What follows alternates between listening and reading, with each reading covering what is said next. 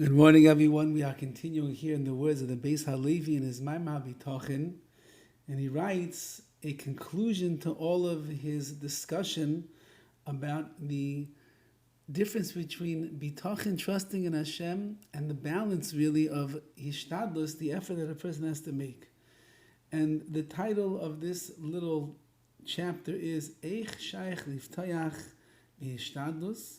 How is it possible to trust in one's Hishtadlus? If you don't know that there's going to be any real benefit from the efforts that you make. Says the Beis Halevi, if that is the case, after everything that we've said up until this point, spoke about so many different areas of the difficult balance, the fragile balance over here of, yes, you have to trust in Hashem, at the same time a person must do some kind of Hishtadlus. We spoke about it in Parnasa, we spoke about it in Refuah when it comes to healing and medicine. Says the Beis Halevi, if that's the case, how could a person rely upon his own efforts after he has no idea? He doesn't know if his efforts are going to benefit him or not. And the Beis Halevi finishes in a simple understanding or a simple display of his opinion over here in Bitachon. And this takes us back to what we mentioned quite some time ago, that according to the Ramchal in the Mesilas Yesharim, so Hishtadlus is a klala, it is a curse. And a person certainly is not going to be rewarded for investing in a curse. He's not going to see bracha because he made some cursed act, the mainstay of his parnasa, of his livelihood, or the like. And therefore, says the Beis Halevi, let's think about this practically over here.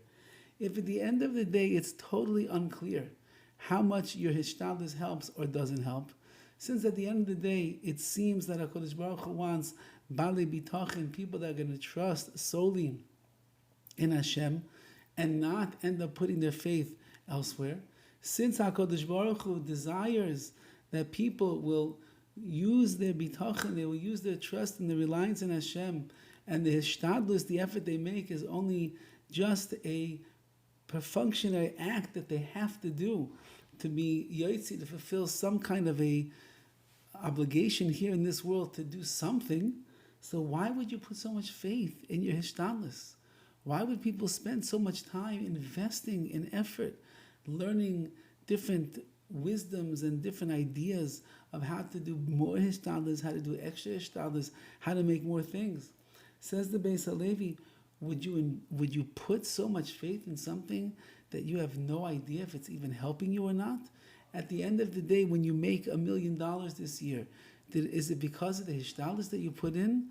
Says the Beis Halevi, no. It's because HaKadosh Baruch Hu decreed that you should make $1 million.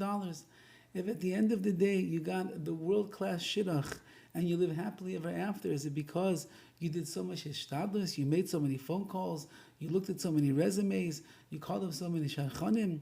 No, it's because HaKadosh Baruch Hu decided that that's the person that you're going to marry. If at the end of the day a person who was barren and childless for years ends up having a baby, is it because of all the hishtadlus?